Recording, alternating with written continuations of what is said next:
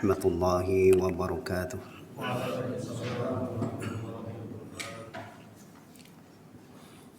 Bismillahirrahmanirrahim.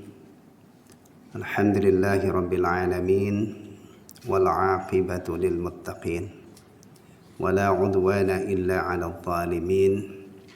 Wa asyhadu an la ilaha illallah wahdahu la syarika lah ilahul awwalin wal akhirin wa qayyumus samawati as-sab'i wal aradin al-fardus samad alladhi lam yalid wa lam yulad wa lam yakul lahu kufuwan ahad. Wa asyhadu anna Muhammadan 'abduhu wa rasuluhu wa habibuhu wa khaliluhu al-hadi ila siratin mustaqim wad da'i ila dinin qawim.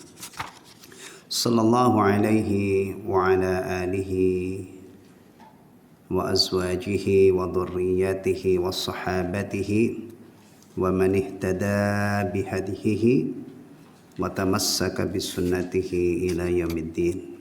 Amma ba'd. Ikhwatal iman rahimani wa rahimakumullah.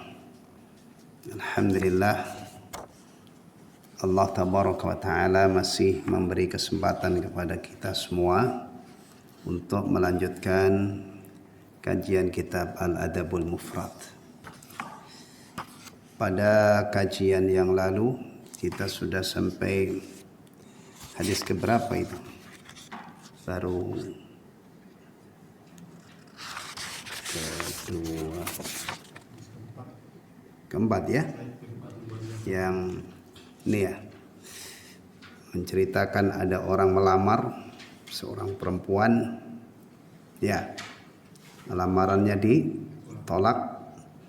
Kemudian ada laki-laki lain yang melamar, ternyata lamarannya diterima. Kemudian laki-laki yang ditolak lamarannya itu cemburu, ya. Kemudian dibunuhlah wanita itu. Akhirnya datang kepada Abdullah ibnu Abbas radhiyallahu anhuma, ya.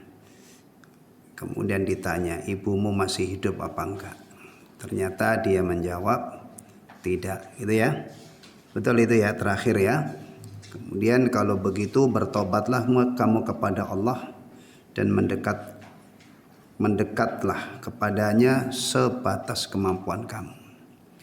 Nah, kemudian Ibnu Abbas radhiyallahu an ditanya, kenapa kamu tanyakan tentang ibunya masih hidup atau sudah tiada? Kata Ibnu Abbas radhiyallahu an, inni la a'lamu amalan aqrabu ilallahi azza wa jalla min birril walidah.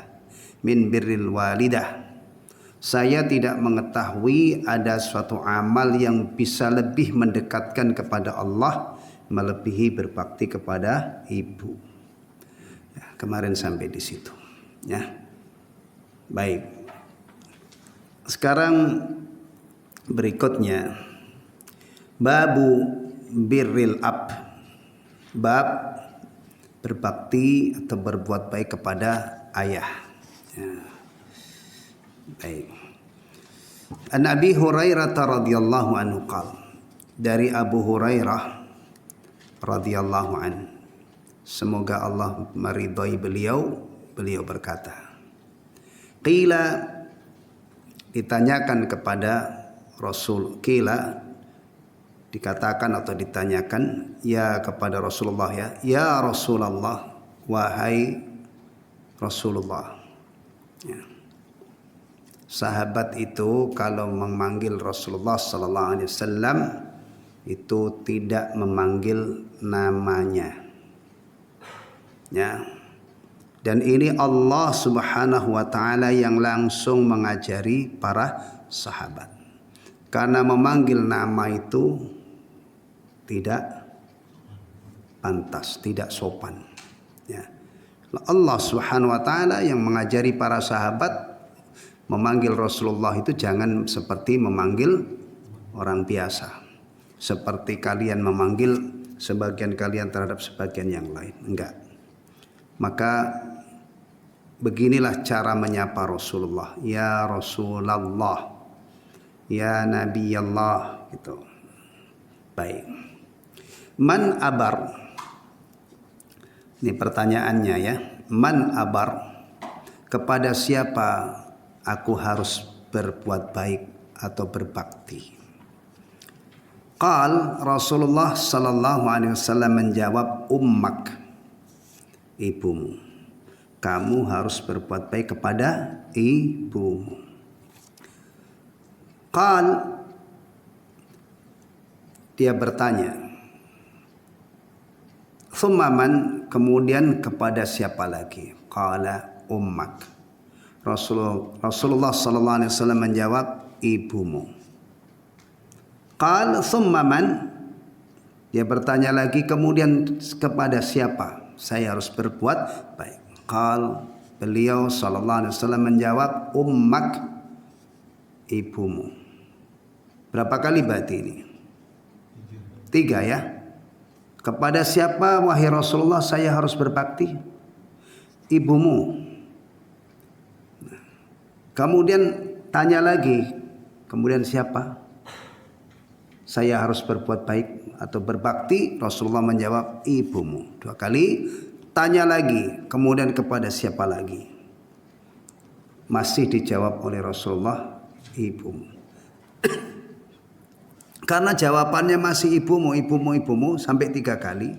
Sahabat tanya yang keempat. Qala tsumma man, kemudian dia bertanya, kemudian kepada siapa lagi? Qala abak. Rasulullah sallallahu alaihi wasallam menjawab, bapakmu, ayahmu. Apalagi? Hah? Bapak itu kalau di Indonesia ini sebutannya apa? Bapak, ayah, apalagi? Pae, kepada paemu. Iya. Kenapa? Itu sunnah itu. Manggil pae itu sunnah, tidak memanggil nama terangnya. Nah, kalau orang Arab sana manggilnya api ya. Kalau orang Jawa ya pae, apalagi? Hah? Babe. Wah, Masya Allah. Ya ketemu lagi nih ya. Babe. Orang Betawi rata-rata babe ya. Babe. Nah, itu adab itu. Enggak manggil nama terangnya. Ya. Kalau di Arab ya tadi abi. Ada manggil yang ini apalagi? Buya ya, ada ya. Dari daerah Sumatera saya dengar anak itu memanggil bapaknya Buya.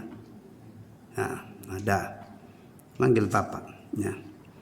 Taib. Nah ini 3 kali yang disebut oleh Rasulullah sallallahu alaihi wasallam ibumu. Kali keempat Rasulullah baru menyebut bapak. Taib. Fiqhul hadis yang kedua ya. An Abi Hurairah, saya potong sanadnya biar enggak terlalu panjang gitu ya, langsung dari perawi yang terakhir. An Abi Hurairah, dari Abu Hurairah radhiyallahu an. Semoga Allah meridainya. Ata rajulun nabiyallahi faqal. Ata datang rajulun seorang laki-laki nabiyallahi kepada Nabi Allah sallallahu alaihi wasallam. Kadang-kadang Rasulullah ya, kadang-kadang juga Nabi Allah. Maka sahabat ada yang menyapa, ya Nabi Allah, ya Rasulullah. Ma ta'muruni, apa yang engkau perintahkan kepadaku? Masya Allah, ini sahabat ya. Begitu siapnya mereka diperintah oleh Rasulullah, datang malah bertanya, apa yang engkau perintahkan padaku? Sementara umatnya sekarang ini sudah jelas tahu diperintah oleh Rasulullah sallallahu alaihi wasallam, kadang-kadang enggak peduli, enggak mengamalkan. Faqala, maka beliau sallallahu alaihi wasallam menjawab, birra ummaka, engkau harus berbuat baik, berbakti kepada ibumu. Tsumma ada, kemudian sahabat ini, laki-laki ini mengulangi lagi pertanyaannya. Ya. Ma ta'muruni, itu diulang lagi, kan baru dijawab kau harus berbuat baik kepada ibumu. Diulang lagi. Ternyata jawaban Rasulullah, faqala, maka beliau sallallahu alaihi wasallam bersabda, birra ummaka, berbuat baiklah, berbaktilah kepada ibumu. Ada 2 kali. Faqala summa ada dia ulang lagi karena jawabannya masih sama. Ya. Faqal maka Rasulullah sallallahu alaihi wasallam bersabda birra ummak, berbaktilah, berbuat baiklah kepada ibumu. Summa ada, kemudian diulangi lagi. Kemudian dia mengulangi lagi. Faqala ternyata beliau sallallahu alaihi wasallam bersabda birra ummak, berbuat baiklah kepada ibumu. Sampai berapa kali ini? 4 kali. Nah, baru summa ada rabi'ah faqala birra abaka. Kemudian mengulangi yang keempat ya. Kemudian baru mengatakan birra abaka, berbaktilah kepada bapakmu. Tadi berapa kali? 1, 2, 3, 4 ya di sini ya beliau. Baru ke yang pertama tadi mata muruni. Coba kita renungkan ya. Apa yang kau perintahkan kepadaku? Faqala birra ummak, berbaktilah kepada ibumu. Kemudian mengulangi lagi, pertanyaannya diulangi lagi. Jawaban Rasulullah yang kedua birra ummak. Kemudian diulangi lagi, jawaban Rasulullah sallallahu alaihi wasallam birra ummak. Ya, tsumma ada faqala, kemudian diulangi lagi mengatakan masih sama jawaban yaitu birra ummak. Tsumma ada rabi'ah, kemudian mengulangi yang keempat ya. Padahal kalau kita lihat ini keberapa ya? 5 mestinya ya. Ya. Wallahu taala alam, ana tidak bisa berkomentar terhadap ini. Baru birra abak, berbaktilah kepada ibumu. Intinya mirip dengan hadis yang pertama tadi. Ibumu. Baik. Fiqhul haditsain. Fikih 2 hadis ini. Maksudnya kesimpulan atau pelajaran yang bisa dipetik. Di situ diterjemah apa? Di kitab terjemahannya. Kesimpulan atau apa?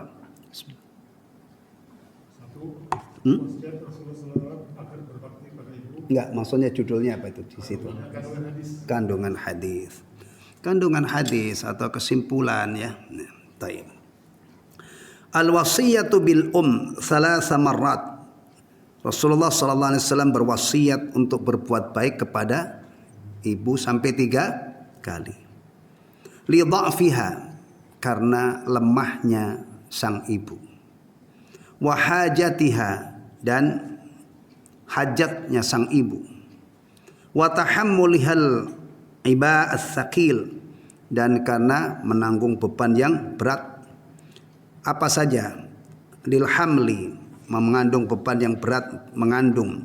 Wal wada'i, melahirkan. War radha', dan menyusui.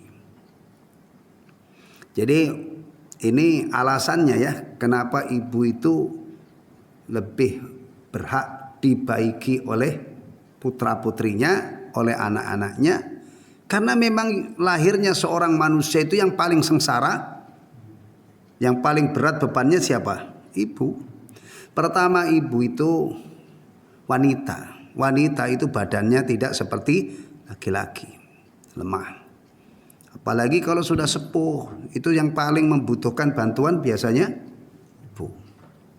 Ya kan? Ya. Apalagi kalau tipe wanita yang tidak pernah keluar jauh-jauh, tidak pernah keluyuran, nah, itu pasti lebih membutuhkan bantuan, lebih membutuhkan pertolongan dan baktinya anak daripada bapak. Ya kan? Kadang-kadang pergi sesuatu tempat anaknya harus apa ya? Nganterin kan? Nah, kalau bapak mah kadang-kadang Masya Allah loncat sana loncat sini, lincah banget ya. Bahkan kadang-kadang ada itu orangnya di sini, anak istrinya dia ada di tempat jauh. Laki-laki itu cenderung apa ya? Kuat fisiknya, cenderung ya mandiri gitu kan. Nah, ibu ini lemah. Belum lagi kita lahir ini yang mengandung adalah ibu, yang melahirkan ibu, yang juga menyusui. Belum lagi rata-rata anaknya itu kadang-kadang bandelnya na'udzubillah, yang ngurusi ibu. Ya, kita itu waktu kecil kalau diserahkan bapak mungkin tangan kita ini patah-patah, nggak sabar dicubitin biru-biru. Yang cocok nangani anak itu memang siapa? Ibu. Ya. Inilah adilnya Islam. Adilnya Islam ya. Ya. Ya. Dan juga di satu sisi ini hebatnya dan mulianya ajaran Islam. Kalau kita praktekkan ajaran ini kita akan mulia. Mulia di sisi Allah Subhanahu wa taala. Ya. Karena kita menjalankan perintahnya, bahkan kewajiban ya, berbakti kepada ibu. Tayyib. Kesimpulan yang kedua, asani al-ummu muqaddamatun fil birri 'alal abi bi thalathi darajat. Ibu itu didahulukan dalam berbakti atas ayah dengan 3 kali lipat. Ibumu baru bapak. Baik. Yang ketiga, al-ummu wal abbu ahaqqu bil birri min ghairihima minal aqarib. Ibu dan bapak itu lebih berhak untuk dibaiki ya, daripada yang lainnya dari kerabat karib. Ya. Orang itu kan punya kerabat karib. Ya. Punya paman, punya saudara, punya kakek, macam-macam. Ya kan? Dalam hubungan kekeluargaan. Berarti yang paling utama itu adalah ibu dan bapak. Ibu, bapak. Ya. Ini kadang-kadang begini ini ya. Dalam prakteknya itu kacau balau. Ada orang itu Masya Allah baik banget kepada orang jauh. Ya, tapi kepada ibunya, pada bapaknya dia tidak peduli. Ini pentingnya kita belajar. Supaya tahu petunjuk Allah dan Rasulnya. Orang di sekitar kita itu banyak loh. Ya. Kehidupan orang itu berkembang. Orang itu bayi itu paling-paling cuman punya bapak, punya ibu, punya kakek, punya Nanti kalau berkembang gitu ya, berkembang hidupnya ini bertambah umurnya, dia punya teman-teman, sahabat karib. Nanti kalau sudah nikah dia punya istri. Nanti kalau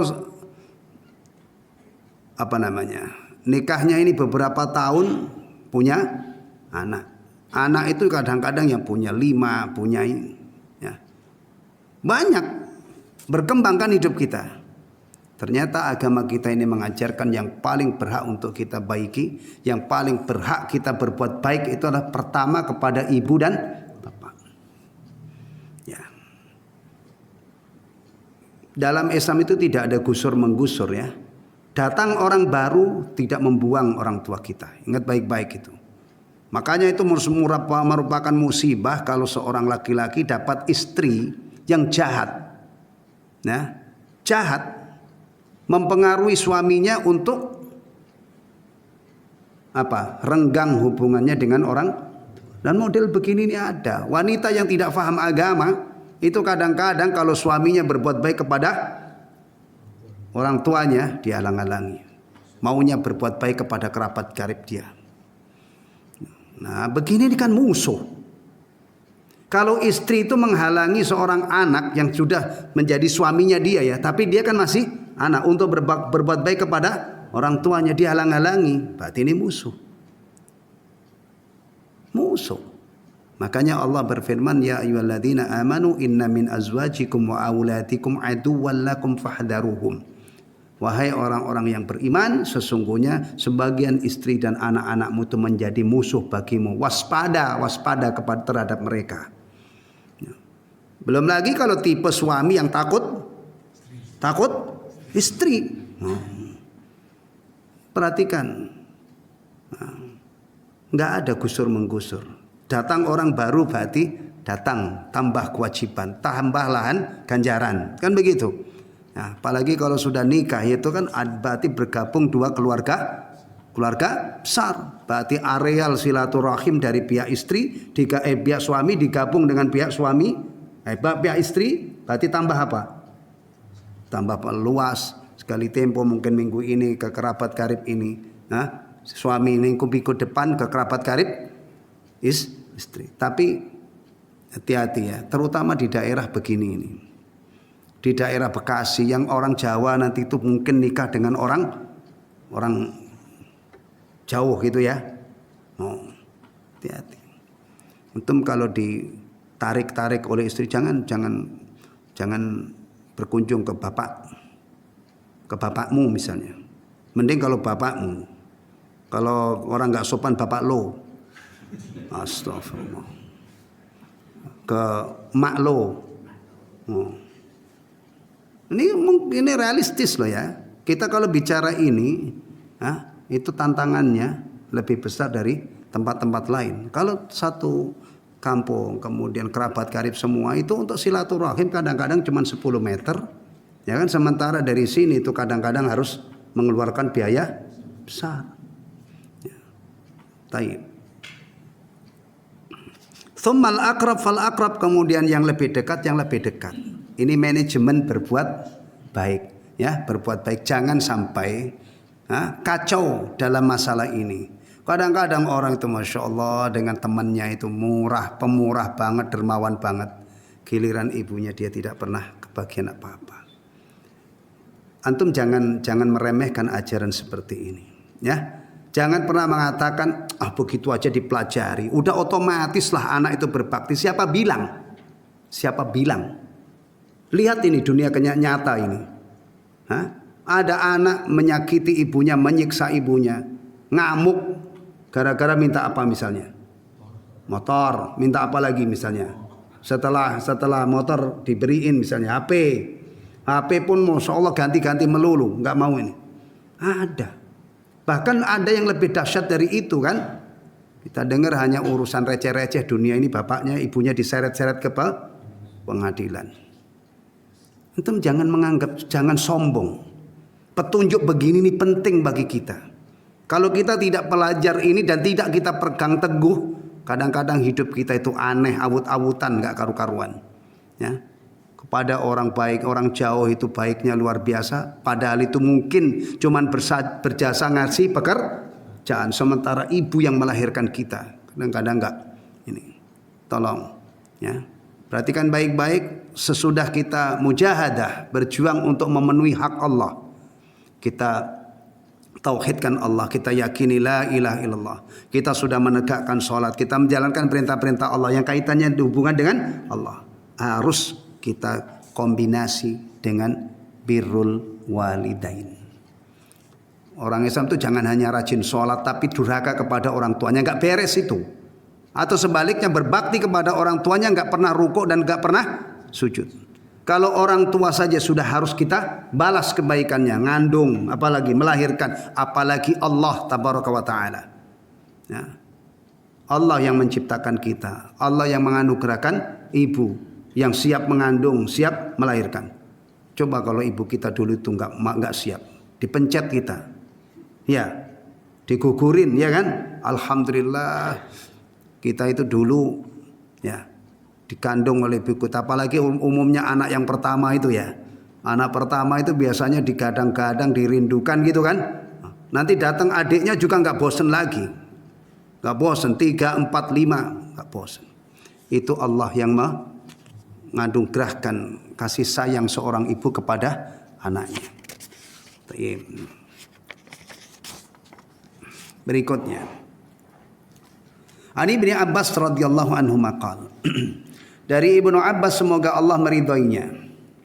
Ma min muslimin, tidak ada seorang muslim pun. Tidak ada seorang muslim pun. Berarti ini berlaku umum untuk setiap muslim. Lahu walidani musliman. Dia memiliki 2 orang tua yang musliman, yang keduanya beragama Islam. Ayo antum ingat-ingat itu, orang tua antum itu musliman apa enggak? Ya. Enggak mesti kan, tapi kalau orang tua kita itu seperti yang disabdakan oleh Rasulullah SAW atau oleh Ibnu Abbas radhiyallahu an, afwan ini.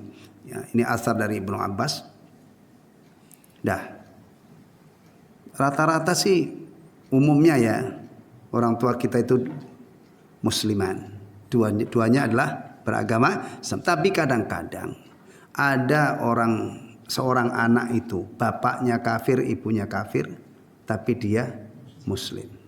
Masalah hidayah ini susah ditebak. Ya.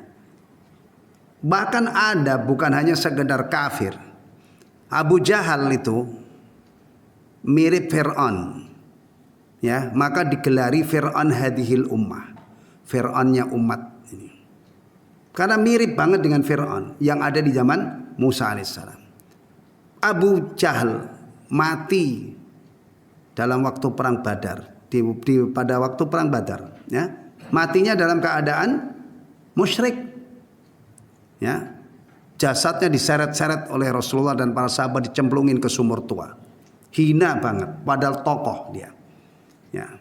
Kalau orang Islam kuat, itu musuh Allah hina. Tapi kalau orang Islam membeli lemah, musuh Allah itu jadi bintang. Nah, dipuja-puja, dikagumi. Insyaallah. Anaknya, putranya siapa namanya? Ikrimah ibnu Abi Jahal. Anaknya ternyata jadi sahabat Nabi sallallahu alaihi wasallam. Dapat hidayah dari Allah. Ya. Ada yang lebih dahsyat lagi. Al-Walid ibn al-Mughirah itu ya salah satu musuh besar Rasulullah. Gerombolannya, gengnya Abu Jahal. Putranya, Masya Allah, jadi panglima yang sangat hebat, membela dan menegakkan agama Allah. Namanya Khalid ibn al-Walid ibn al-Mughirah. Itu luar biasa kalau kita ini. Bapaknya itu anti Islam, musuh besar Islam, tapi anaknya Allah kasih hidayah. Maka persoalan hidayah itu sepenuhnya di tangan Allah. Nah, may yahdillahu fala mudhillalah. Siapa saja yang Allah memberi hidayah kepadanya tidak akan ada yang bisa menyesatkan. Sebaliknya, siapa saja yang disesatkan oleh Allah tidak ada yang bisa memberi hidayah.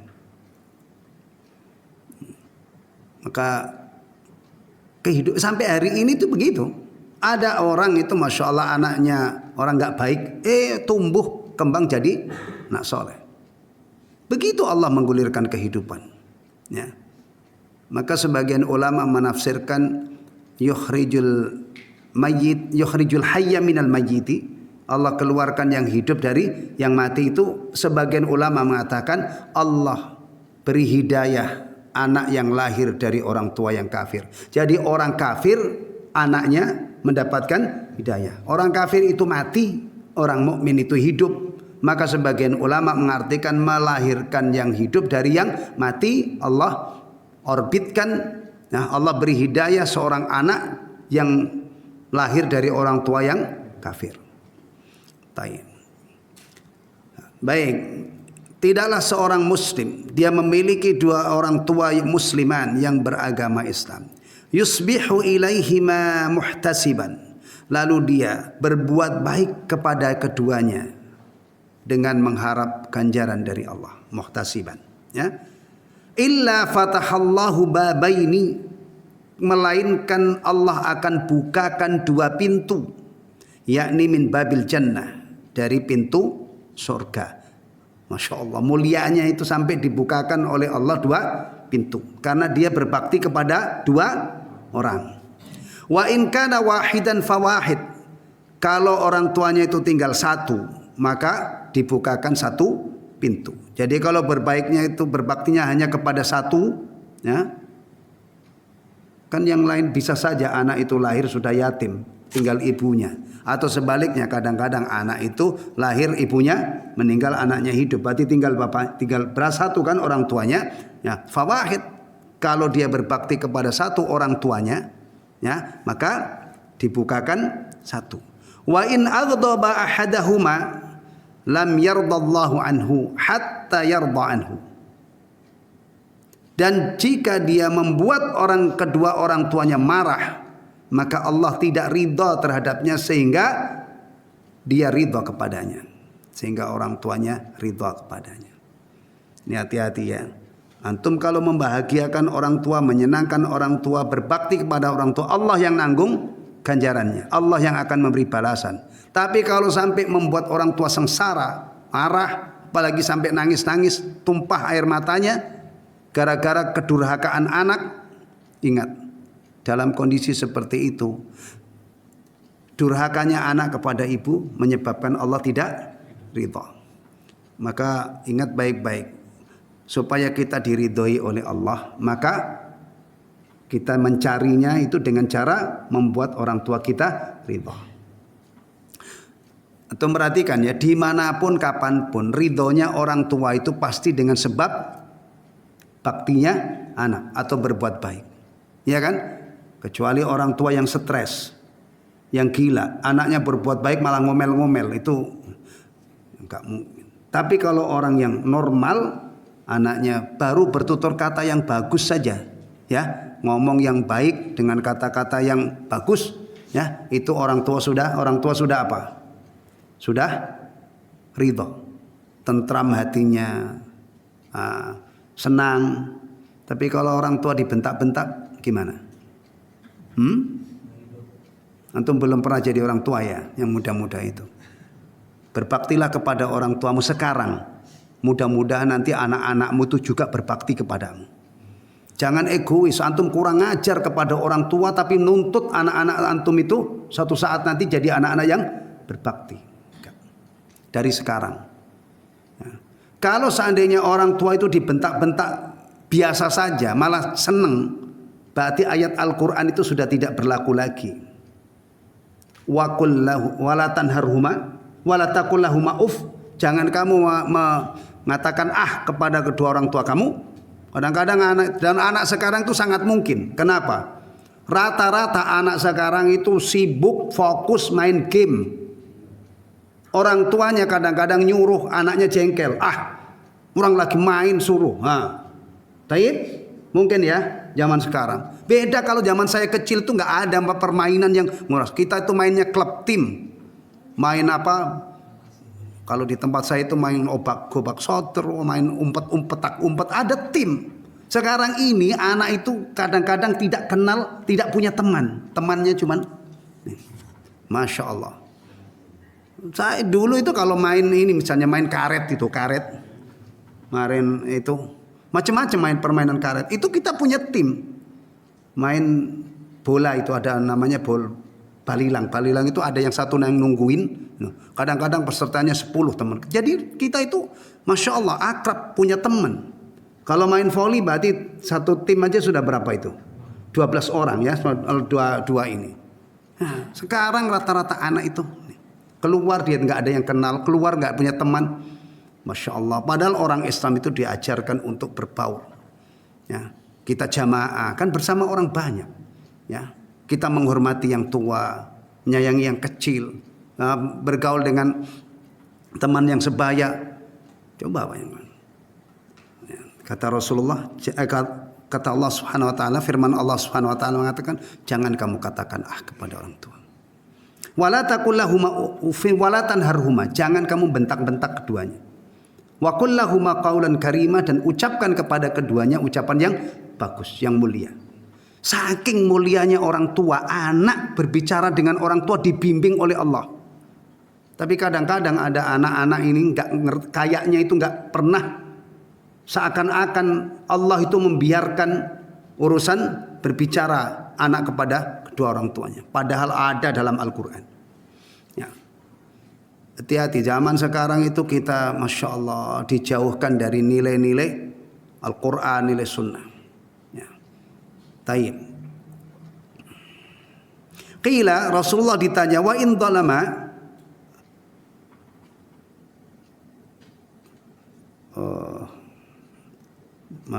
dari Ibnu Abbas ini ya, bukan berarti yang ditanya Ibnu Abbas ya. Wa in dhalamah, meskipun kedua orang tua itu berbuat zalim. Qal, Ibnu Abbas menjawab, wa in dhalamah, benar meskipun kedua orang tuamu itu berbuat zalim. Antum jangan merasa tidak perlu berbakti kepada kedua orang tua karena dulu orang tua kamu itu menzalimi. Zalimnya orang tua tidak menggugurkan kewajiban berbakti. Jadi jangan dendam sama orang tua. Misalnya kadang-kadang ada orang tua itu mungkin di waktu kecil antum tidak menunaikan, tidak memenuhi hak antum secara sempurna. Mungkin ya ada yang tidak terpenuhi, ya. Itu tidak menjadi alasan untuk tidak berbakti. Taib. Fiqhul hadis. Kandungan hadis. Pertama, birrul walidaini tariqun mumahhadun ilal jannah. Berbakti kepada kedua orang tua adalah jalan ya menuju surga. Nah, ini kunci surga apa? Kunci surga la ilaha illallah, tauhid. Tetapi juga ya, antum tidak bisa hanya mengantongin tauhid kemudian durhaka kepada orang tua. Karena berbakti kepada orang tua itu juga amalan yang menyebabkan atau menghantarkan ke surga. Ya, makanya kalau belajar itu utuh ya, jangan. Kadang-kadang ada orang karena ilmunya itu cuman la ilaha illallah, maka dia mengandalkan semata-mata hanya dengan la ilaha illallah. Apalagi kadang-kadang yang diandalkan itu cuman ucapan. Belum tentu dia faham maknanya, belum tentu dia memenuhi syarat-syaratnya. La ilaha illallah itu dalam banget, bukan sekedar ucapan. Bahkan orang munafik itu juga mengucapkan la ilaha illallah tapi tidak tembus ke hati. Antara lidah dengan hatinya tidak nyambung. Padahal kalimat la ilaha illallah itu aslinya adalah dari hati, diyakini kemudian diekrarkan, diucapkan. Ya. Jadi kalau pengen bahagia di akhirat itu banyak ya ikhwan, bukan hanya tauhid. Persoalan kita dengan orang tua kita juga persoalan penting. Birrul walidain, jalan menuju surga. Uququl walidaini mujibun nar, mujibun linnar. Sebaliknya durhaka kepada kedua orang tua menyebabkan masuk neraka. Begini ini kan bagus. Ya. Ajaran begini ini kan Masya Allah mulia banget. Dan sangat pas dengan orang-orang yang berjiwa mulia. Ya kan, diajari, dibimbing, kamu ihsan kepada Allah dan juga ihsan kepada kedua orang tua kamu. Hablum minallah kita jaga, hablum minan nas kita jaga. Ya, Allah itu kalau kita dalam keyakinan kita yang menciptakan kita dari nutfah, ya kan? Kemudian yang memberi rizki, yang menghidupkan kita. Kadang-kadang itu sampai umur setengah abad lebih itu kita masih hidup. Itu berapa nikmat yang kita nikmati.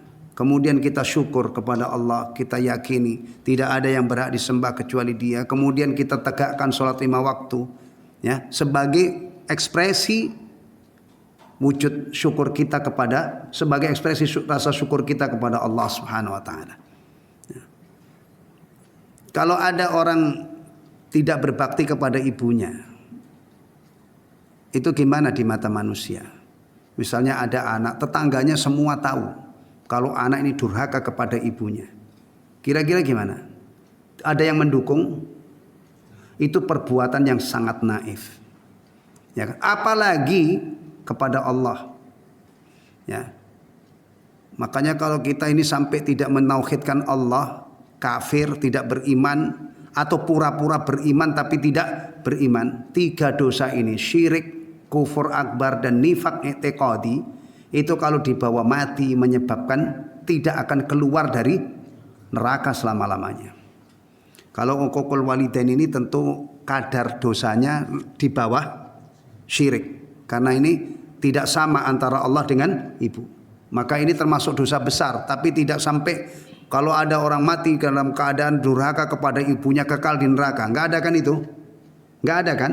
Meskipun kita sepakat ini dosa besar. Dan cukuplah kalau sebuah perbuatan itu masuk dalam kategori dosa besar, itu prioritas untuk kita hindari. Sebagaimana kewajiban itu prioritas untuk kita kerjakan. Tayyib. Ridallahi mauqufun ala ridha al-abawain. Keridhaan Allah itu tergantung pada keridhaan kedua orang tua. Ridha Allah itu sesuatu yang diburu oleh orang-orang beriman. Orang-orang yang pengen bahagia. Kalau sudah diridhoi oleh Allah, aman. Yang paling ditakuti adalah kalau dilaknat, dikutuk oleh Allah. Wal'iyadzubillah. Jadi kalau kita bicara tentang Allah itu ada sesuatu yang sangat kita harapkan. Ridha Allah. Betul ya? Rahmat Allah. Apalagi ampunan Allah. Diterimanya amal-amal ibadah kita. Itu kan sampai puncaknya itu, mudah-mudahan kita setelah itu semua ya kita dapat, akhirnya kita dimasukkan ke dalam surganya. Termasuk mahabbatullah, kecintaan Allah. Sementara yang kita takuti itu yang paling dahsyat, laknatullah, laknat Allah, murka Allah, ya, apalagi? Ya itu diantaranya, ya. Na'udzubillah min dzalik. Kalau kita kembali kepada Allah dalam keadaan dimurkai, dalam keadaan dikutuk, dalam keadaan tidak dirahmati, ya, gimana? Kita aja kalau datang ke seseorang, kemudian kita tuh dicuekin, itu Masya Allah. Itu sudah menimbulkan duka yang amat dalam. Apalagi datang ke akhirat dimurkai oleh Allah, dilaknat oleh Allah. Ya, ujung-ujungnya orang yang dimurkai dan dilaknat ini dipegang ubun-ubunnya oleh malaikat penjaga neraka, kemudian dilemparkan dalam neraka. Maka orang mukmin itu beda banget dengan orang yang tidak beriman. Cita-citanya itu Masya Allah, istimewa banget cita-citanya.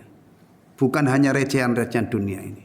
Ya, kadang-kadang ada orang itu Masya Allah kalau sudah mendapatkan recehan dunia ini seakan-akan sudah top banget, sudah sesuatu banget. Orang Islam itu diajari, ya, akhirat itu lebih baik dan lebih kekal.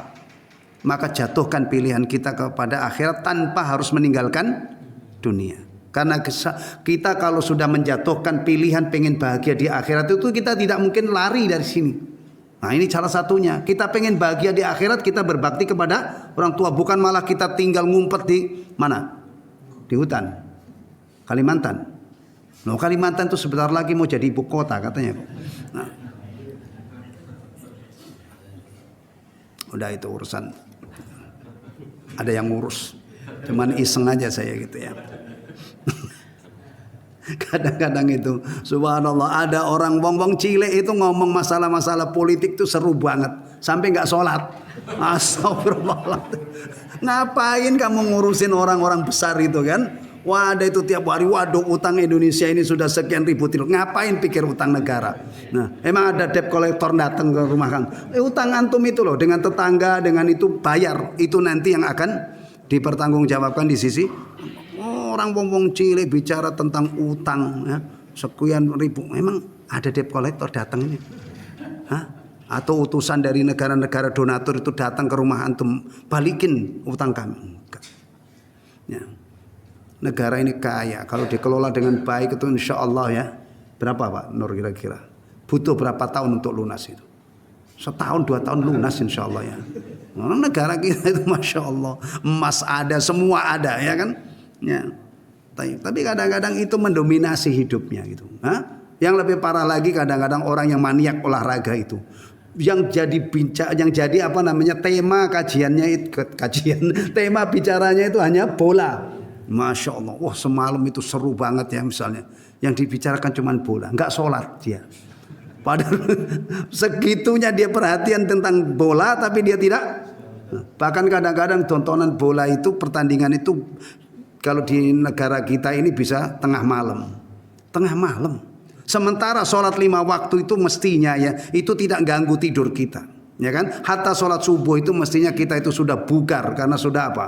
Nah, tapi bola jam 2 bisa nonton, tapi sholat subuh enggak dipikirin tuh gimana? Kalau untuk bola itu apa saja dilakukan supaya melek. Apa itu biasanya? Nah, maka ya kopi kacang kan, maka sponsor bola itu rata-rata kacang. Nah, karena dengan ini terus gayem istilahnya ya. Apa namanya itu? Ngemil itu matanya enggak merem. Ya. Kebangetan lah kalau ada orang ngunyah kacang matanya merem itu ya enggak. Insyaallah. Baik. Dari saya. Kumandangkan adzan sebentar.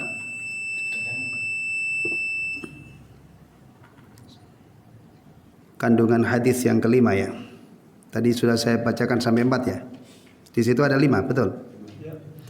Al haditsu dha'ifun sanadan. Hadis ini lemah sanadnya. La walakinnal ma'na alladhi warada fihi sahihun fil jumlah. Namun makna yang terkandung di dalamnya adalah benar secara global. Ya. Karena hadis-hadis yang lain juga memang memerintahkan tentang masalah birrul walidain. Tapi di situ takhrijnya bukan lemah ya. Coba lihat Pak Nur, takhrij catatan kaki hadis nomor 7. Kalau di sini lemah. Ya, coba baca catatan kakinya. Hasan dengan dua jalan. Nah, di situ dinyatakan hasan ya. Ini siapa yang menyatakan? Syalbani rahimahullah. Karena yang mentahqiq ini adalah Syekh Albani rahimahullah. Di sini pensyarah mengatakan hadis ini dhaif, tapi kalau menurut Syalbani rahimahullah hadis ini bukan dhaif, tapi hasan. Hasan. Hadis itu kalau dhaif kemudian ada penguatnya maka dia naik derajatnya menjadi hasan. Ya, dhaif. Ya. Baik. Bab linil kalam liwalidai. Bab bertutur kata yang lembut ya terhadap kedua orang tua. Tadi sudah saya ingatkan ya, di dalam Al-Qur'an itu ada bimbingan dari Allah ya, bagaimana anak berbicara dengan orang tua. Jangan mengatakan jangan bentak-bentak ya. Kemudian berkata yang baik kepada kedua orang tua. Karena perkataan yang baik itu bisa membuat mereka ridho, bisa membuat mereka bahagia. Ya.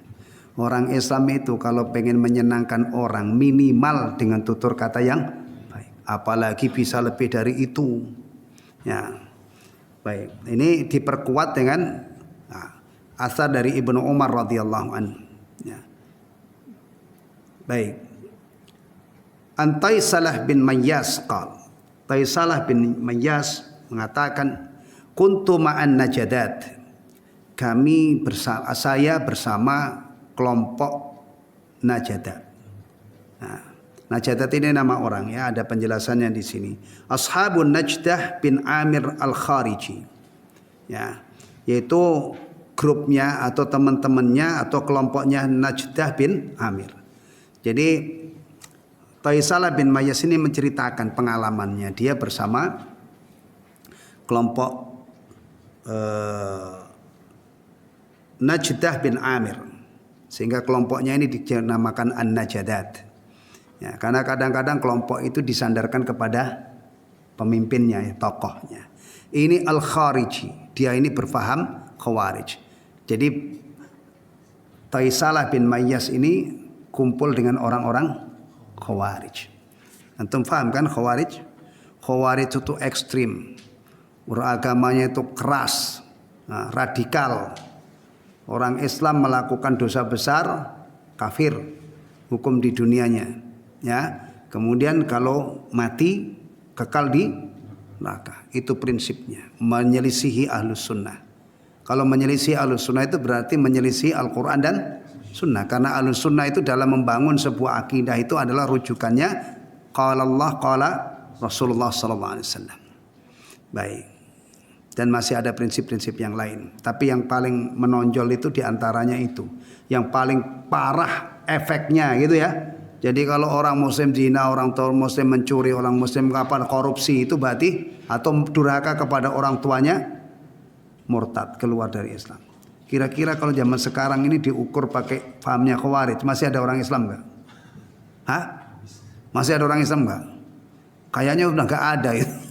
Habis semua karena melakukan dosa besar. Nah, dosa besar itu 70 Imam Adz-Dzahabi rahimahullah menunjukkan ada 76 ya yang dipastikan sebagai dosa besar.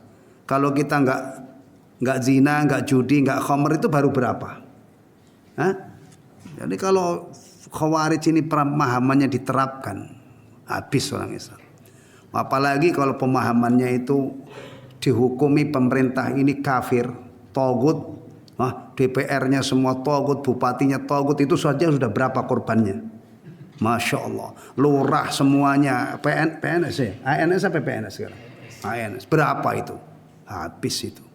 Ya, makanya jangan berfaham Khawarij. Nah, berpahamlah ahlus sunnah, mudah-mudahan kita termasuk orang yang selamat. Karena ahlus sunnah itu firqah an-najiyah. Ya. Tapi fa asabtu dzunuban la araha illa minal kabair. Aku melakukan dosa-dosa menurut pandangan saya itu pasti termasuk dosa besar. Ya. Ya. Fa dzakartu dzalika li Ibnu Umar, maka aku sebutkan hal itu kepada Ibnu Umar.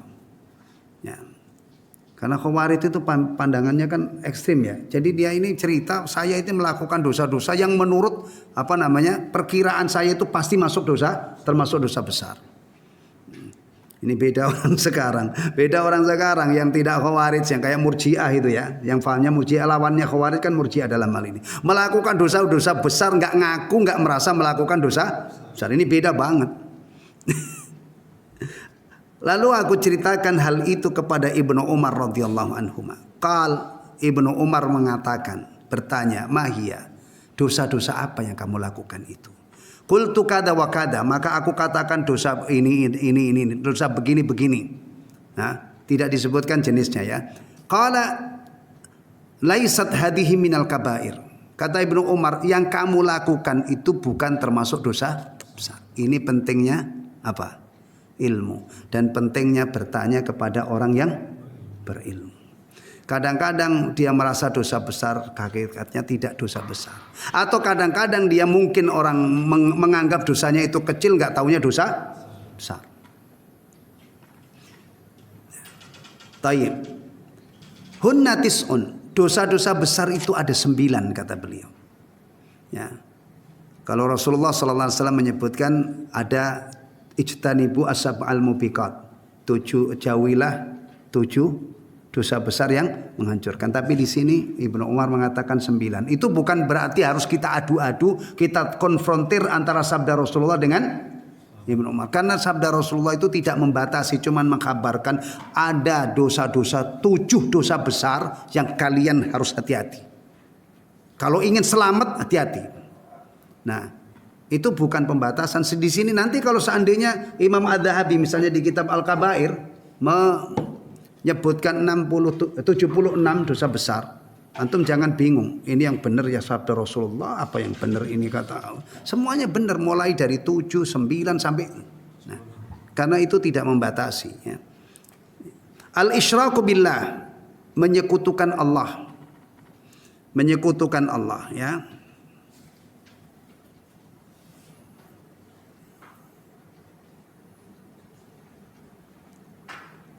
Tayyib. Al-isyraku billah ittikhadu ghairihi ta'ala ilahan, yaitu menjadikan selain Allah sebagai sesembahan. Ya. Nah, ini yang memang disepakati oleh ulama sebagai dosa yang paling besar. Biasanya sebutannya bukan hanya kabirah atau minal kabair, tapi akbarul kabair, dosa besar yang paling besar. Yang apabila seseorang itu mati dalam keadaan tidak bertobat dari kesyirikannya, tempatnya adalah neraka. Innal ladzina kafaru, kekal ya, min ahlil kitabi wal musyrikina fi nari jahannam khalidina fiha. Al-ayah. Wa qatlun nasamah, dan membunuh orang. Bunuh orang. Tentunya orang yang dijaga dan dilindungi oleh Allah Subhanahu wa taala darahnya. Kalau di medan perang ya apa-apa. Rasulullah kalau di medan perang membunuh orang-orang kafir. Khalid bin Walid itu juga pada waktu perang Mu'tah itu sampai patah pedang 9 pedang. 9 bilah pedang. Yang terakhir itu tinggal pedang buatan Yaman yang masih utuh. Nebas-nebasin orang di medan perang. Ini perang nggak sekarang? Hah? Perang apa damai? Tiba-tiba antum habis ngaji kemudian bawa golok antum tebas-tebasin orang. Jangan. Ini damai. Ya, kalau antum bunuh orang, hatta orang kafir sekalipun, antum berurusan dengan Allah dan berurusan dengan Rasulullah. Karena Rasulullah mengatakan siapa yang bunuh orang kafir mu'ahad yang terikat perjanjian, maka aku akan menjadi musuhnya pada hari kiamat. Jangan gampang-gampang menganggap darah orang kafir itu halal. Nanti dulu, lihat dulu. Ya. Orang kafir itu kadang-kadang kita harus baik kepada dia. Kalau ini kaitannya dengan orang tua ya. Anak itu kalau punya orang tua kafir tetap diwajibkan oleh Allah berbuat baik. Antum punya tetangga yang kafir, baiki. Jangan malah antum rusak agama ini dengan tindakan-tindakan brutal. Ya. Kemarin heboh kan, ada orang nendang-nendang sesaji. Berantas sesaji, kemudian dengan kerennya gitu, dia rekam, akhirnya viral. Antum dukung perbuatan seperti itu. Kalau antum dukung perbuatan itu urusannya dengan saya antum. Masya Allah. Siapa dia? Antum itu harus tahu diri.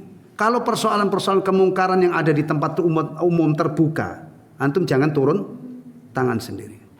Bisa-bisa perang karena sebab sepele gitu. Ya. Kalau itu dilakukan oleh orang Islam, itu caranya tidak begitu. Didakwai dengan baik. Ya, kalau itu misalnya dilakukan oleh agama lain yang memang itu bagian dari ngamalannya, agama lain selain kita itu dilindungi oleh negara. Antum berurusan dengan negara, hati-hati. Ya. Bahkan bisa saja memicu terjadinya apa? Permusuhan yang dahsyat, bisa sampai peperangan. Hati-hati. Ya. Makanya beragama itu tidak modal berani doang, tetapi punya ilmunya, hikmah. Dulu aja Nabiullah Ibrahim alaihissalam waktu ngancur-ngancurin sesembahan itu, yang padahal itu berhala jelas. Nah, menjadi media syirik akbar kan? Nah, mereka itu saja nyari situasi di mana orang tidak ada, ini kok malah nendang-nendang ini di foto. Jangan konyol ya.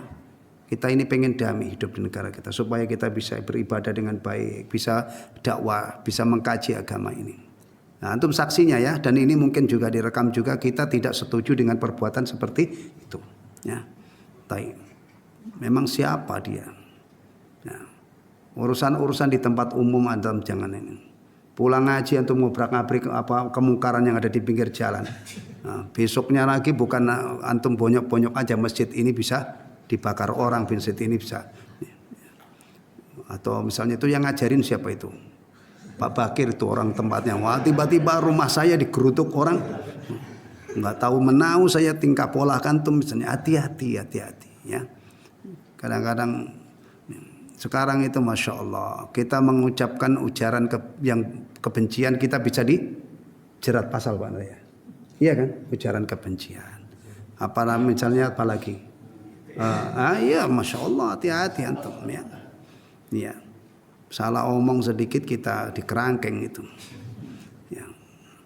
Ya, mudah-mudahan kita ini selalu dilindungi oleh Allah ya. Ya baik. Membunuh orang. Wal firaru minaz zahfi, lari meninggalkan medan perang. Ada ungkapan begini, musuh itu pantang dicari. Antum jangan kian kemari nantang-nantang orang ya. Tapi kalau ketemu ya di medan perang, pantang ngacir. Pantang ngacir. Nah, ini alhamdulillah ini tidak ada yang melakukan dosa ini. Karena nggak ada perang.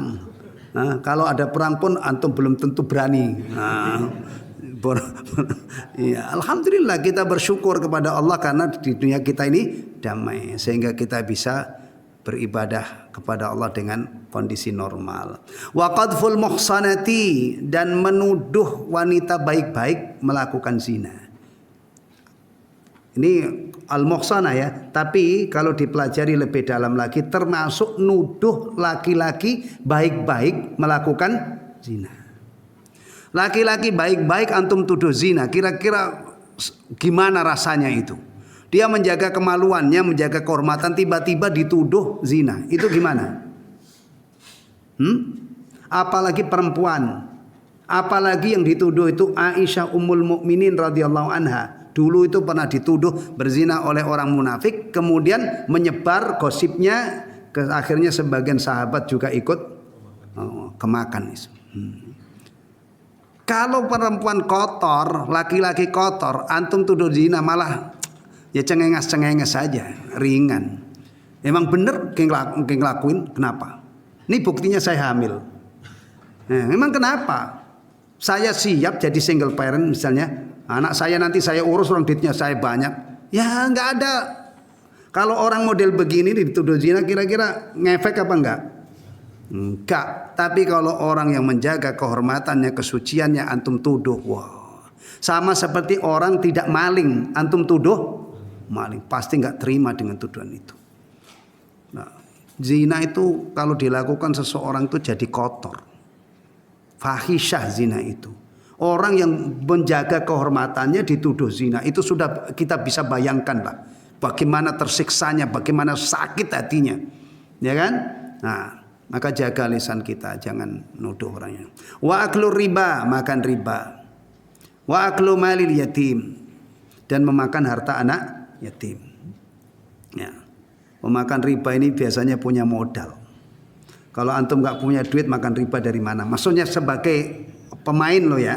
Biasanya ini orang, Anda butuh dana, dana cash. Oh, ini biasanya dia punya modal. Nggak taunya dia gelontorkan 1 juta, baliknya 5 juta. Nah, itu ini mainannya orang-orang punya modal. Kalau orang-orang ini biasanya bukan dengan sengaja dia mencari riba, itu biasanya kalau toh ada yang terjerat praktek riba itu karena apa? Terpaksa. Ya, pedagang-pedagang kecil nggak ada yang memperhatikan gitu ya Pak ya.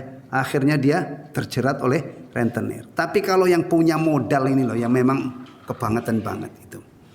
Ya. Tapi juga harus waspada ya, kita hindarkan menjadi konsumen praktek riba. Kalau menjadi pemain mah enggak lah. Masa Pak Nur menjadi pemain riba, pasang spanduk di depan sana gerbang, siapa yang butuh ini ya, duit datang, bunganya berapa persen? Masya Allah. Kalau begitu itu biasanya melihara apa? Orang-orang galak. Noh tagih noh. Mau gebukin orangnya itu kan, Masya Allah. Jadi kemana-mana jadinya ya. Wa ilhadun fil masjid, dan melakukan perbuatan melampaui batas di masjid. Ya. Terutama di masjid yang paling istimewa di muka bumi, di masjid mana? Ya, Masjidil Haram, Masjidil Nabawi, dan di semua masjid tentunya ya. Melampaui batas itu misalnya berbuat bid'ah. Masjid itu jangan dipraktekkan kebid'ahan di dalamnya. Masjid itu dipraktekkan ibadah di dalamnya. Yang namanya ibadah itu pasti harus ada landasannya. Ya. Taib. Walladhi yastaskhir. Nah ini perhatikan nih, orang yang menghina ya, menghina orang lain. Hati-hati, orang Islam itu jangan suka menghina orang. Kenapa? Bisa jadi orang yang kamu hina itu lebih baik dari diri kamu. Ya, orang Islam itu jangan sombong. Kenapa? Sombong itu antum itu kita itu nggak berhak untuk sombong. Kenapa? Karena bisa jadi orang yang kamu anggap rendah itu lebih tinggi kedudukannya di sisi Allah.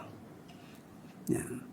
Nih kalau dalam Al-Quran itu ya, Allah menasihati orang-orang beriman, la yaskhar qaumum min qaumin asa. Jangan suatu kaum itu menghina kaum yang lain, karena bisa jadi yang dihina itu lebih baik daripada yang menghina. Demikian juga dilanjutkan dengan pesan khusus untuk wanita. Jangan wanita muslimah itu meremehkan, menghina wanita muslimah yang lain, karena bisa jadi yang dihina itu lebih baik daripada yang menghina. Orang Islam itu dididik dengan ajaran bagus-bagus. Dunia itu kalau orang itu saling tawaduk, menghormat, jangan-jangan ini lebih baik dari saya misalnya, itu damai.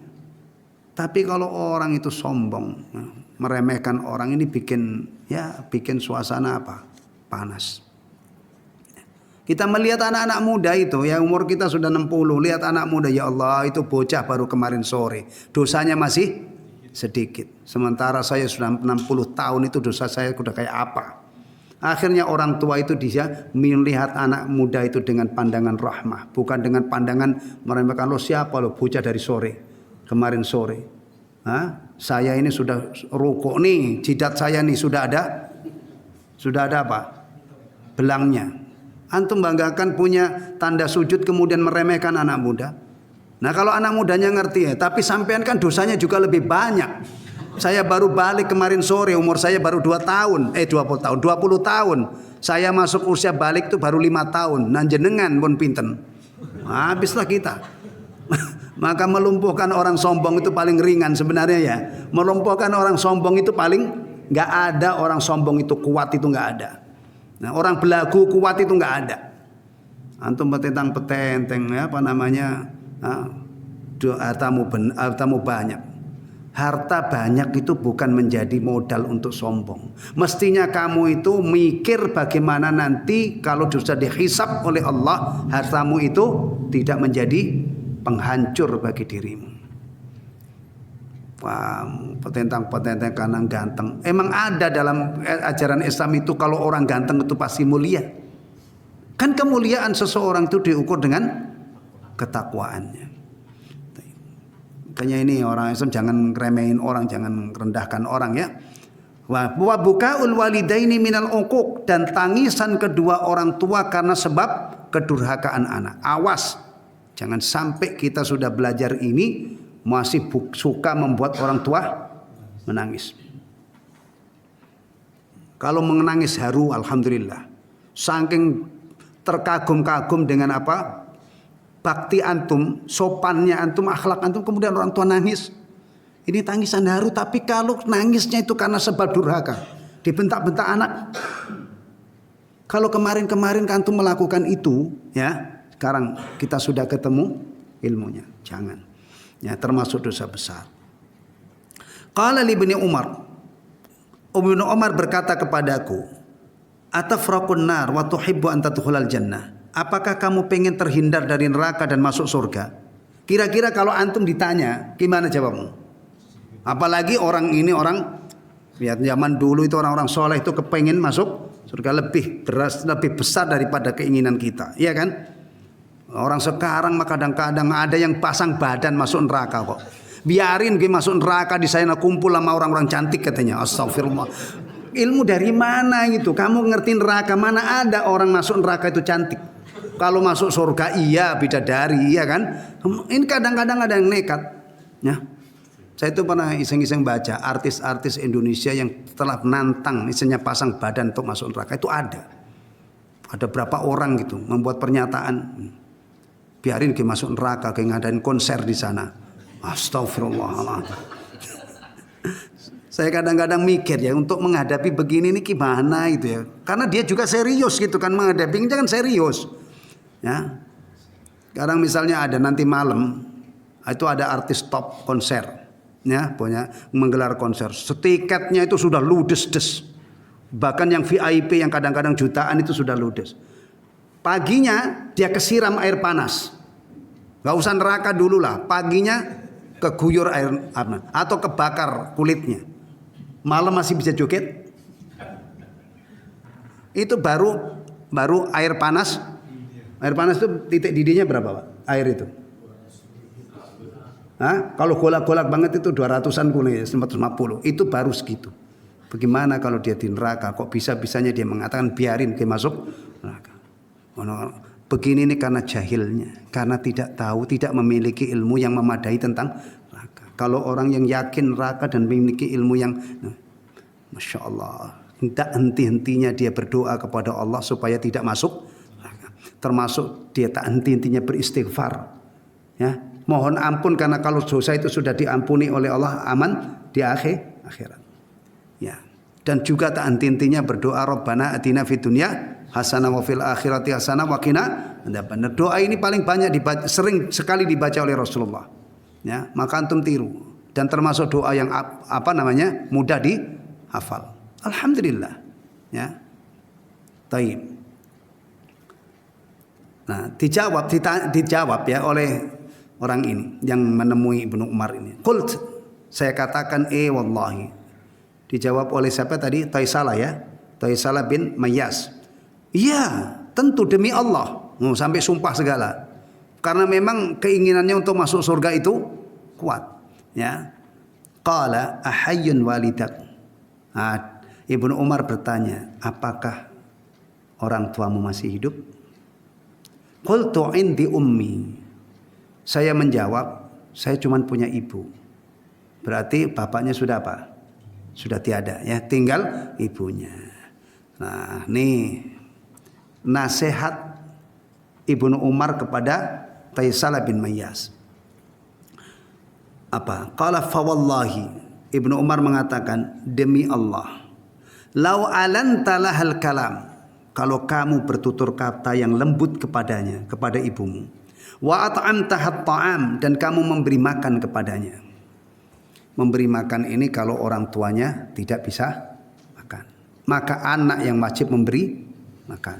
Tapi kadang-kadang ya, orang tua ini apa? Malah kaya raya. Bukan anak yang memberi makan, tapi orang tuanya malah ngasih makan. Bahkan kalau anaknya itu sudah punya anak, artinya dia sudah punya cucu kan, itu juga masih. Antum kalau pulang kampung, orang tua antum di sana cukup. Pasti pulang balik ke Bekasi, wah antum disuruh bawa beras berkarung-karung, semuanya ini. Bahkan kadang-kadang diganti. Kamu katanya dia habis berapa ke sini? Nah, ada orang tua yang begitu itu, ya kan? Nggak tega anaknya itu apa namanya? Masya Allah, beda anak itu kadang-kadang makmur nggak ingat orang tuanya. Tapi kalau orang tua itu, Masya Allah kadang-kadang, ya kan? Akhirnya itu pulang itu Masya Allah kijangnya atau Avanzanya atau Ayla, terserahlah. Itu Masya Allah, itu kelihatan muatannya berat banget isinya. Dibawa ini, dibawa ini itu. Ya berbakti kepada orang tua itu macam-macam bentuknya. Kalau mau orang tua itu susah, fakir sampai makannya tidak bisa, anak yang harus makan, ngasih makan. Ya, kalau orang tua butuh pengobatan dan anak mampu menolongnya, maka dia harus, jangan sayang untuk ini orang tua. Itu investasi akhirat yang luar biasa. Ya, kan perintahnya itu cuma berbakti ya, betul ya, tapi kan tidak ada jumlahnya secara rinci kan, nggak ada. Kita yang harus pinter-pinternya menerjemahkan, mempraktekkan perintah ini. Kan cuman bir aja gitu. Birrul walidain. Lawannya uququl walidain. Maka ulama biasanya menjelaskan ini, dijabarkan.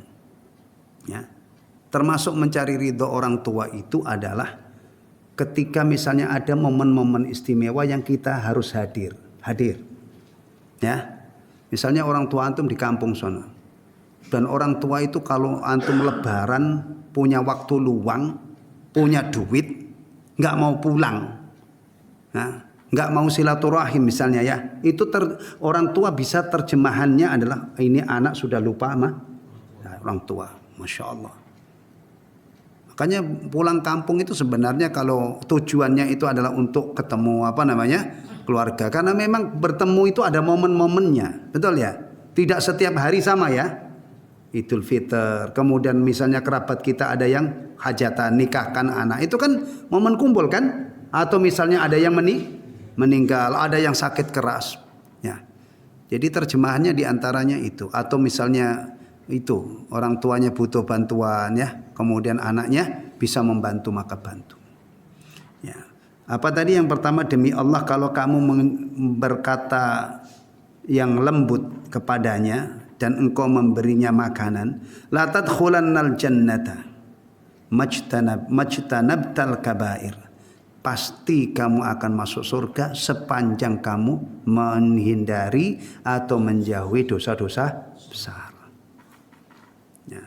Jadi jangan begini, kita kepengen masuk surga kata dalam Ibnu Umar, saya harus bertutur kata yang lembut, saya juga harus memberi makan, tapi juga kerjaannya mabuk melulu, kerjaannya zina, ya mentahnya, ya ini ya akan menyebabkan masuk surga. Syaratnya majtanabal kabair, karena dosa besar itu banyak. Antum sudah benar di sini, sudah berbakti, sudah berbuat baik kepada ibu, tapi kalau misalnya zina, berarti antum punya urusan apa? Zina. Atau misalnya kaya nggak mau membayar zakat, dia akan terancam karena tidak mau membayar zakat, atau yang lain.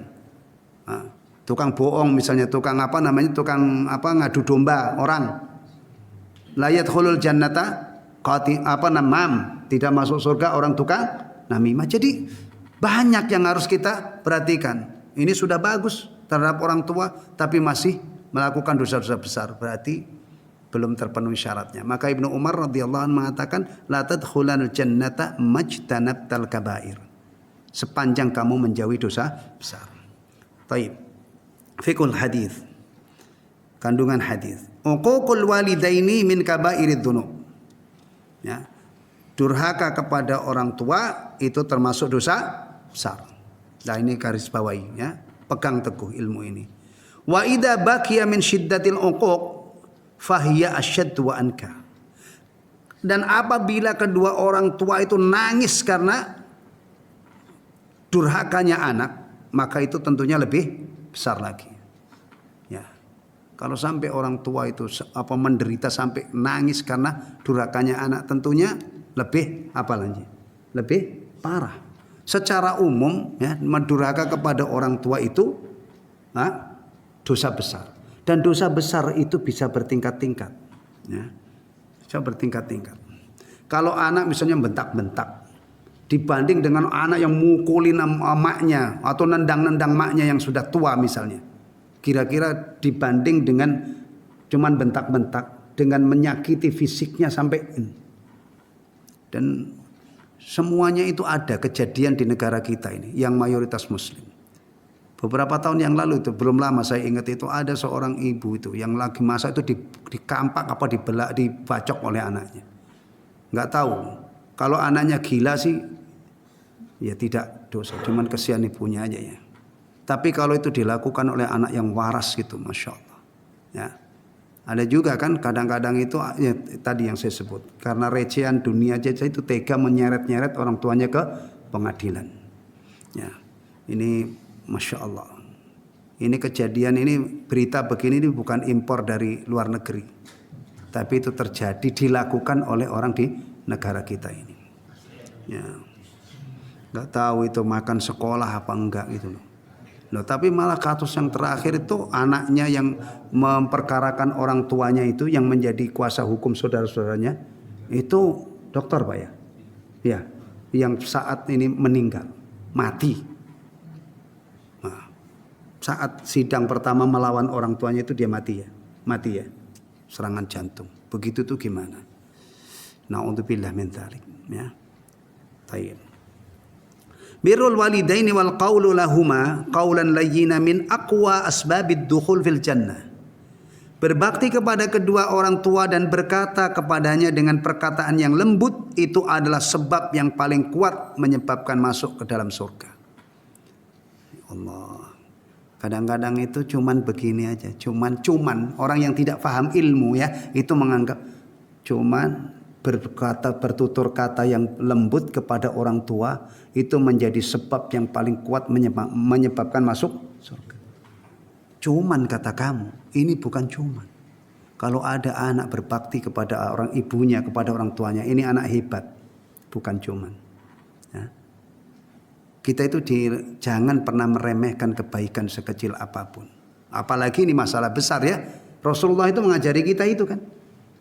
Maka jangan heran kalau ada Rasulullah mengkabarkan pelacur Bani Israel memberi minum air anjing yang kehausan, ya, anjing tak bertuan orang di tempat ini di padang pasir gitu ya kan nggak ada yang punya.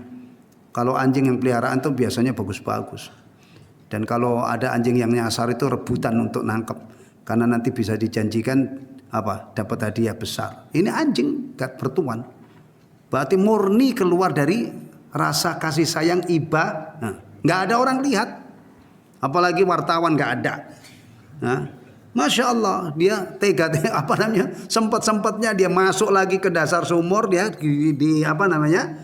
sepatu bootnya itu diisi dengan air, dia merangkak-rangkak. Karena tangannya kalau nggak dua tangan dia tidak bisa naik, maka dipenuhi sepatu bootnya itu kemudian digigit, diminumkan ke anjing. Kalau orang yang tidak paham masalah ini, masa iya sih pelacur dosanya banyak, tukang zina ya dapat rahmat dan ampunan dari Allah cuman ngasih. Nah, Anda paham ya, sama dengan ini tadi. Bertutur kata yang bagus kepada kedua orang tua, bertutur kata yang lembut itu adalah termasuk penyebab yang sangat kuat yang menyebabkan seseorang bisa masuk surga. Baik. Yang berikutnya an Hisham bin Urwah an abihi qal, dari Hisham bin Urwah dari bapaknya beliau mengatakan wahfid lahuma janahadh dhulli minar rahmah. Qala la tamtani'u min syai'in ahabbah. Rendahkanlah dirimu.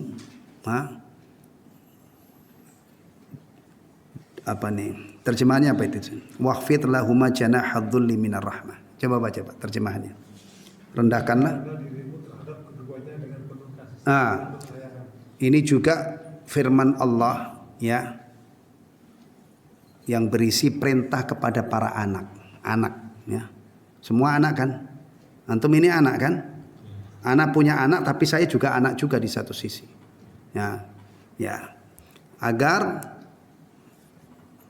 merendahkan, bertawadhu kepada orang tua dengan penuh rahmah. Kalimatnya itu begini ya. Ini secara letterlek itu artinya wahfid lahuma. Apa itu? Bahasanya itu katupkanlah kepada keduanya janahadzulli. Janah itu aslinya itu sayap. Ya, orang itu kalau sombong itu seakan-akan sayapnya itu mengepak gitu. Kemudian dia terbang di atas. Itu orang sombong. Sombong itu kan meremehkan orang, dia menaruh posisi dirinya pada posisi tinggi, meletakkan posisi tinggi. Orang dianggap kayak semut semuanya di bawah kakinya. Maka ini kalimatnya ini. Tapi terjemahannya adalah rendahkanlah dirimu kepada keduanya karena penuh kasih sayang. Ya. Anak itu kadang-kadang sombong bisa loh ikhwatal iman. Hati-hati. Bahkan ada kejadian anak itu sampai malu mengakui orang tuanya. Ini bukan sinetron, bukan fiktif. Ada. Kadang-kadang Masya Allah orang tuanya itu jungkir balik membiayai dia. Setelah jadi orang itu gengsi. Mungkin kan itu. Kalau mungkin ya. Bahkan kemungkinannya besar banget. Anaknya jadi orang keren di Jakarta, sukses. Orang tuanya di kampung, petani kecil. Udah petani itu fisiknya gimana kalau menurut antum? Bongkok, kecil, keling. Jarang petani itu gemuk. Jarang orang habis makan bentel itu nasi segini dia nyangkul, udah kalorinya terbakar. Sehat-sehat. Rata-rata kan kecil, keling gitu ya. Anaknya sukses. Jadi orang besar. Itu kadang-kadang itu sombongnya luar biasa. Malu untuk mengakui orang tua. Atau dapat apa biasanya? Besannya. Dapat mertua ya. Mertua orang keren. Kalau Masya Allah. Ya, istrinya anak orang kaya. Yang kalau tahu orang tuanya itu apa tadi? Kecil, udah keling badannya. Orang tuamu begitu nggak mau. Jadi kadang-kadang khawatir kalau ditinggal oleh istrinya. Masya Allah. Ya ini perintah Al-Quran ya. Dan Al-Quran itu pasti memerintahkan sesuatu yang nyata. Kalau tidak terjadi masa diperintah. Nah, ada anak-anak itu yang sombong. Maka Allah perintahkan rendahkanlah dirimu kepada keduanya ya. Karena kasih sayang, tawadhu, jangan sombong kepada orang tua. Ya. Atau kadang-kadang anak itu pinter, orang tuanya buta huruf. Mungkin kan, bapak itu apa? Gak ngerti apa-apa. Astagfirullahaladzim. Padahal yang mengupayakan dia pinter itu adalah orang tuanya. Kalau anak seperti itu, saya tahu kamu pinter tapi kurang ajar pada orang tuamu. Itu nggak ada apa-apanya kamu.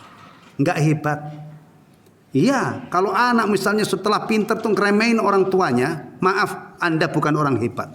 Anda orang hina. Karena sekedar menjalankan perintah Allah untuk menghormati orang tuamu, kamu tidak bisa. Dan ingat ya, nanti itu ada pelajaran juga yang dosa yang yang disegerakan oleh Allah balasannya itu diantaranya adalah memutus silaturahim, durhaka kepada orang tua. Dan ingat juga doa yang diijabah oleh Allah itu adalah doa jeleknya orang tua. Nah, orang tua kadang-kadang doa jelek, kelepasan doa jelek itu karena ulah anaknya yang memancing. Ya. Na'udzubillah min dzalik. Qala la tamtani'u min syai'in ahabbah. Jangan kamu menghalangi sesuatu yang dicintai oleh keduanya. Jadi kalau orang tua itu menginginkan sesuatu yang jangan dihalangi. Ya. Anak itu kadang-kadang pelitnya sama orang tua luar biasa. Bahkan kalau bisa ya, gembirakan orang tua itu sebelum dia minta. Kita tahu butuh apa beliau itu. Jangan sampai anak itu nggak punya hati, nggak punya sensitivitas melihat orang tuanya sakit, butuh pengobatan, dia mampu meneng wae, dia nggak bereaksi. Ini, waduh, apa ini begini nih. Bahkan seharusnya anak itu kalau benar-benar berbakti itu tahu selera orang tuanya. Ibu itu sukanya makan apa ya? Sampai tahu makanan favoritnya, buah apa yang paling dia sukai. Gembirakan dengan memberi sesuatu itu. Ya. Kalau orang-orang tua di Jawa itu di tempat saya biasanya kalau ngasih hadiah ibu itu tidak gamis, di sana nggak orang pakai gamis, jarik, tape, ya, kain itu loh, nah, kebaya, ya, itu misalnya, iya, itu kalau anak yang pengen berbakti kepada orang tua itu kenal betul. Jangan sampai anak itu berbuat baik tapi orang tuanya nggak sesuai dengan selera. Orang tuanya itu kalau mau bau duren saja udah mabuk. Tiba-tiba datang dia membawa sekeranjang duren kepada orang tua yang nggak doyan duren. Oh, berarti ini nggak kenal orang tuanya, nggak paham itu. Ya, antum jangan kira kalau semua orang itu doyan duren atau penggila duren. Ada yang nggak doyan, ya kan? Ada. Jadi kadang-kadang itu kita harus sampai ke situ untuk membahagiakan orang tua apa yang dia senang. Ya, baik. Fiqhul hadis, kandungan hadis. Alihtimamu bil qaulil hasan wal fi'lil hasan ma'al walidain. Ya. Perhatian terhadap ucapan yang bagus dan perbuatan yang bagus terhadap kedua orang tua. Perhatikan, ini masalah penting. Kalau kita ngomong sama orang tua, ngomong dengan kata-kata yang bagus, ucapan yang bagus, demikian juga perbuatan yang bagus. Min ma'anil birri, di antara makna atau arti berbakti at-tauqir wa ta'zim wa tawadhu'u lahuma, yaitu memuliakan, menghormati dan tawadhu, merendahkan diri kepada keduanya. Itu termasuk bir. Ya. Jadi kalau ada anak tidak memuliakan orang tua, tidak menghormati orang tua, tidak tawadhu, berarti dia tidak berbakti. Dan tidak berbakti itu masalah besar. Tidak berbakti itu masalah besar. Karena ini adalah berbakti kepada orang tua itu diwajibkan oleh Allah Subhanahu wa taala. Kalau kita tidak melaksanakan kewajiban itu berarti masalah besar. Kemudian tahqiqu raghabatil walidaini al-masyru'ah wajibun 'alal aulad.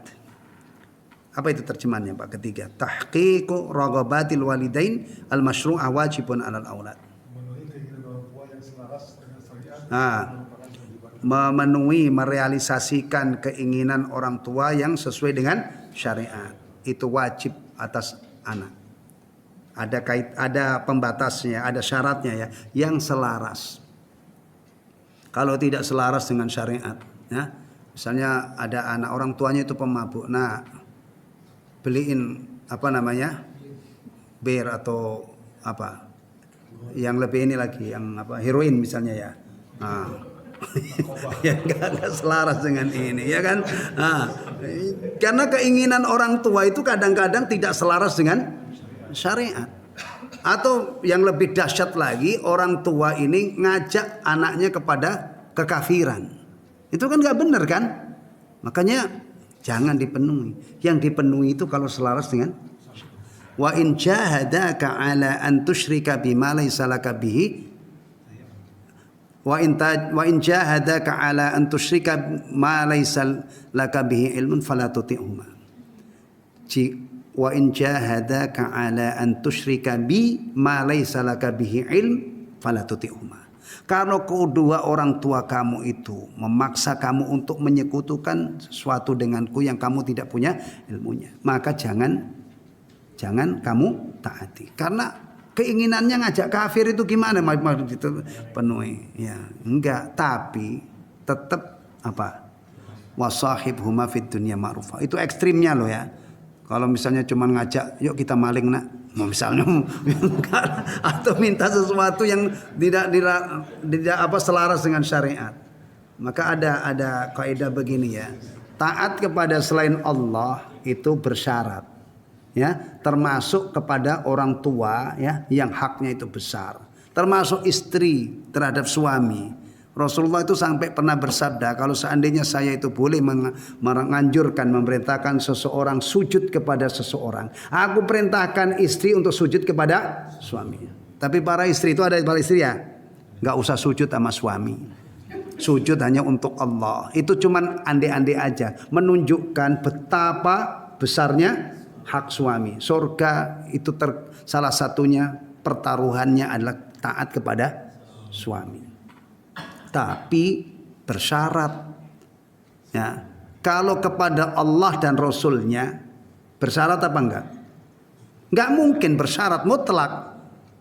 Mungkin enggak ada orang misalnya kita itu wajib taat kepada Allah kalau Allah memerintah kita yang baik-baik. Kalau Allah memerintah kita yang tidak baik, enggak usah kita dengar. Orang gila ini. Ya, mana mungkin Allah memerintahkan sesuatu yang tidak baik? Maka taat kepada Allah mutlak. Nah, larangan Allah itu kita jauhi kalau Allah melarang yang baik, yang jelek-jelek. Tapi kalau Allah melarang yang baik-baik, tidak usah kita gubris. Memang ada Allah melarang dari yang tidak baik. Tapi kalau orang selain Allah iya. Nah, suami ngelarang yang baik, jangan taati. Suami memerintahkan hal yang dilarang oleh Allah, jangan taat. Antum pengen jadi suami yang berwibawa enggak? Semuanya pengen kan? Kita itu kalau nyuruh orang nggak mau denger itu mangkel banget itu, ya kan? Kalau kita pengen wibawa, perintah-perintah kita itu wajib ditaati oleh anak kita, wajib ditaati oleh istri kita. Perintahkan apa yang diperintahkan oleh Allah. Nah, sholat kamu. Anak itu tidak mungkin dibenarkan kelawan nggak sudi saya sholat, nggak mungkin. Atau istrinya kepada istrinya, ya. Misalnya kamu jangan bohong ya. Kamu jangan jadi tukang bohong. Kamu harus jadi orang jujur misalnya. Enggak, saya mau jadi pembohong aja. Gimana itu? Nasihat-nasihat yang selaras dengan syariat itu punya wibawa. Bahkan anak kecil saja kalau mengoreksi kakeknya misalnya ya. Anak cucunya ya. Ini ada kakek dikoreksi oleh cucunya. Kalau itu memang benar, kakek harus nyerah. Kepada cucu nggak boleh ngeyel. Kayak masa sih kakek itu makan pakai apa menggunakan tangan kiri, itu makannya setan. Karena sudah diajarkan di TK kan. Oh gitu ya udah kakek tobat. Astagfirullahaladzim gitu. Jangan malah kamu bocah ngerti apa sih. Padahal yang ini benar selaras dengan syariat. Alhamdulillah ini mulianya orang Islam, izzahnya orang Islam itu di sini. Jadi orang Islam itu taat kepada pemimpin iya, tapi taatnya bersyarat. Kita itu bukan orang yang mudah di perintah yang sembarang perintah, enggak. Kita taat, innamat ta'atu fil ma'ruf. Ketaatan itu hanya pada hal-hal yang baik.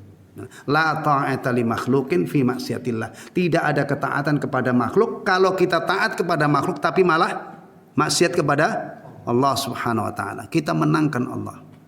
Ya. Alhamdulillah. Sampai di sini. Berarti nanti berikutnya hadis keberapa? Ke-10 ya. Babu jazail walidain, ya. Bab balasan kepada orang tua. Baik. Sampai di sini ya. Karena ini sebenarnya agak lelah tapi alhamdulillah masih bisa melanjutkan kajian ini. Ana tadi baru pulang dari Puncak. Kemarin nginep di sana, tapi antum jangan ngapain Pak Ustadz ke Puncak. Saya diajak jamaah Al-Huda. Rihlah sambil ada kajian. Nah, belum pernah ya? Nanti kita coba. Nah, enak loh ke Puncak itu. Masya Allah. Hotel, kemudian berangkat Sabtu, pulang Ahad sore itu Masya Allah. Kajiannya 3 sesi. Ya, itu bisa dapat 3. Jam 4 sampai setengah 6, kemudian habis sholat isya, habis makan malam dilanjutkan lagi habis subuh. Ya. Pengen ya, 50 orang, 50 lebih. Nah. Ngaji itu tidak mesti harus di masjid, kadang-kadang keluar kita. Amin. Iya. Saya sampaikan biar panas antum. Gimana nikmatnya ngaji di Puncak gitu ya. Masya Allah, makan kambing guling kadang-kadang. Baik. Makanya saya agak terlambat tadi. Biasanya saya agak terlambat ya. Baru sekali ini saya terlambat.